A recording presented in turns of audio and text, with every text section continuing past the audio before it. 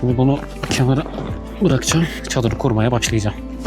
Çadırı buraya kuruyorum ama bu tarz eğimli yerlerde özellikle yağış varsa böyle bir yere çadırı kurmamanız lazım. Kullandığım çadır Pavillo 2 yıl olacak. Memnunum. Şu an için yeterli. Daha iyisini belki ileride alırım ama yani şu an ihtiyaçlarımı karşıladığı için değiştirme gereğinde bulunmadım. Güzel.